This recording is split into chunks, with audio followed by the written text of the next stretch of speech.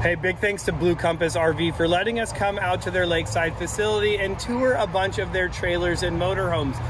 We couldn't do content like this without them, so definitely thank you guys very much for being our friends. See you guys. Hey guys, what's up? Today we are headed out into the field to find killer vehicles, and today we found an amazing travel trailer which is coming in at 6,000 pounds. And why is that important? Is because we feel that this is something that could be towed behind your SUV or van type vehicle. If this is your first time at the channel, my name is Jeremy, and I have more than, is it you keep watching this dude coming? No, I was just seeing if they're coming. Oh, yeah.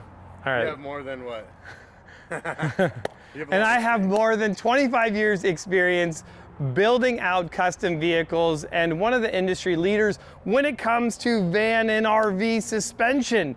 But today we're checking out this because I want to find maybe that perfect trailer that I could tow behind my Chevy Express van or my Ford Econoline van, and this could be it. It only weighs 6,000 pounds and it's 22 feet long, so it's not that big and would also probably fit in most driveways. Now, the first thing coming from the RV market, I'm used to a bunch of cabinets that are on the outside, and I quickly learn as I'm educating myself as well, you don't have the outside storage on most of these trailers, except if this was a fifth wheel. Now, this particular one is considered a bumper pull, and don't ever hook it up to your bumper, please. Like, this is actually going to go to a hitch located on the back of your vehicle. So right there, perfect, and it's not gonna have a lot of tongue weight, coming in under 500 pounds as well, and that's a big plus. The reason we have a lot less tongue weight is you're gonna know that this has a tandem axle, a dual axle setup. So that's gonna be great for centering your load, not having as much tongue weight on there as well as being able to carry more load in the vehicle or trailer. And that's what's really cool about this one. It's big enough to put your toys on the inside. Let's go. So what I love is when I come in here, a ton of room, because a lot of times we go out to the desert, it gets really windy and you need a place to hang out. Well, this is gonna have seating as well as some couches here in the back. I'm gonna be able to just kind of hang out, have my friends all in here, the second couch. What's really nice about this as well is I love what they're doing with these rear doors. So this rear door is not only a door, but it's a giant patio. And what better to find your favorite camping spot at a lake, you know, anywhere. Heck, I'm gonna just sit out on the patio, watch my kids ride on the berm tracks, hang out, have a good time, and if I'm really lucky and get that lakefront camping spot, heck, you never know, I just might be casting a rod off the back of my patio. And dude, I love this. There's so many things. Now, what's great is there's a lot of room. As you can see, I have more than 6 inches still of clearance, maybe even 8 above my head, and there's still a bed up there. So if I'm gonna wanna bring a side-by-side, a razor, something of that nature, I'm gonna have a ton of room to be able to do it.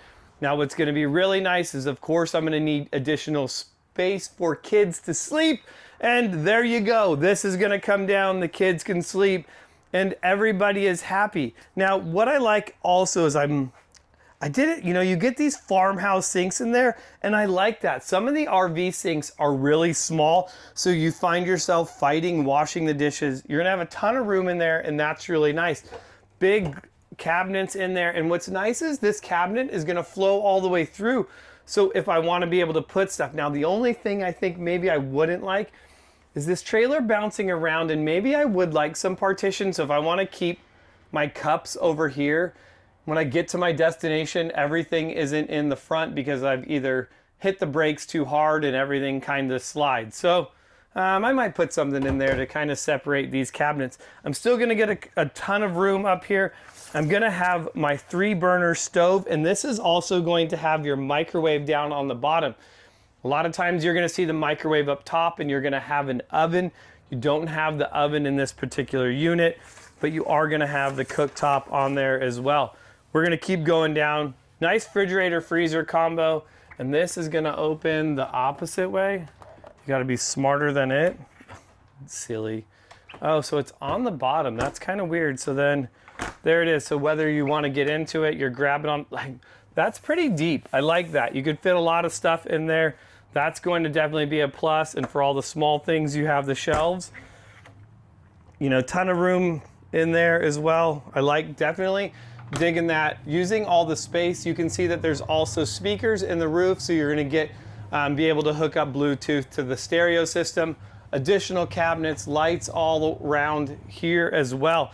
And then when you get to the bathroom, I mean, that's one of the things that I'm always like big on is like, I like the use of the space here in the corner. You're gonna have a good queen size bed with additional storage up on the top as well as up in that corner.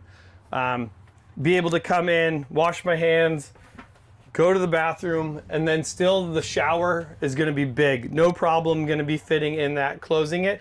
And then, so you don't have the doors, you have the utilization of the sliding door, which is really nice. So then it's not gonna be occupying more space. So if the door were to go open, you know, you're kind of blocking off that area. The only other thing that I would maybe like to see is like a curtain, maybe something going across the top of that, you know, just that way you're kind of just got your own space. You feel like you're in your own room. But so many things about this. This is all folding down. This is going to be another couch right here. So when the bed actually folds up all the way, this is going to make an additional seating area as well. So wow, I mean, this is really, a lot of people can come in here, hang out, good time. And one thing that we didn't talk about on this particular one, on the outside, I forgot. So there's two things.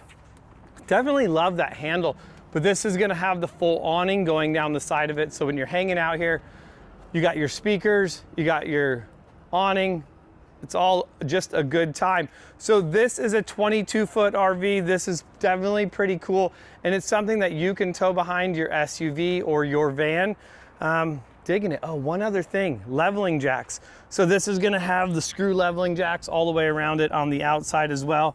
And really nice 18-volt drill impact, put it on there. You could put a block, and this is gonna go down to stabilize your camper while you're at your favorite camp spot. And I think the one thing that's really great is you already have most likely the vehicle that can tow this. So this is just getting you out. All right guys, well, it's Big J's time. We're gonna head over to our magical chart today. Oh yeah, you see that? And we're gonna go check out this Grand Design Momentum MAV and see exactly where it ranks on my chart. So we're gonna talk about the first thing that we're gonna have on this is the overall features that it's going to have. I think I said that twice. Anyways, we're gonna rank this at a 7. I think that there's a lot of features in this motorhome for the price of it. I like the ability that it has the garage. I like all the seating area that it has inside. It's very open. I definitely like that. Next, we're going to take a look at comfort. And comfort, we're going to say 7. Again, I touch base on that. We're going to have a ton of seating in there. I really like, you know, that. That's huge. Quality, longevity, well, I'm going to give that a 6. I think that definitely the coach is built well. Now, granted, there's things about it that I'm like, you know, but I've never owned a trailer like this. So I'm a little bit out of my wheelhouse and I don't want to totally misjudge it, but there's definitely some things that I don't like. And here's going to be the big thing I'm going to tell you is I like the idea of being able to put my toys in there. However, usually my toys are dirty at the end of the weekend. I feel like that dirt kind of transfers into the coach and you really never get the coach completely clean again. Once you kind of like, yes, you can clean it, but it's still like you get gas. I mean, I'm putting a side-by-side, I'm putting a motorcycle in it. So if you do have a trailer like this, a toy hauler, I would love to hear, you know, your 10 cents on it. Let me know, like, are you still able to get it clean or, you know, am I kind of like on track there? I think that's why in some of the new ones, like we're going to be checking out the Grand Design. That's in another video. Make sure you check that out. It has like the whole rear garage, so you're able to keep everything in that rear garage. I like that a lot better. Anyways, we're going to go to drivability. Well, heck, you ain't driving this anywhere. You're going to be towing it behind another vehicle. So when it comes to drivability, it's kind of like, well, it's a 0. You can't drive it.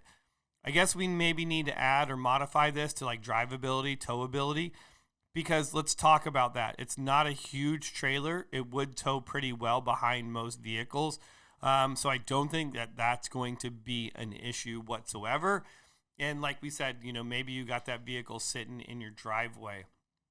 The next thing we're going to talk about is the value. Well, this trailer, I'm going to say, is a 7 because at $41,000 for this particular trailer, I feel like you're getting a lot for your money, and that is definitely going to be huge. So we're going to keep on with these lucky 7s when it comes to the layout.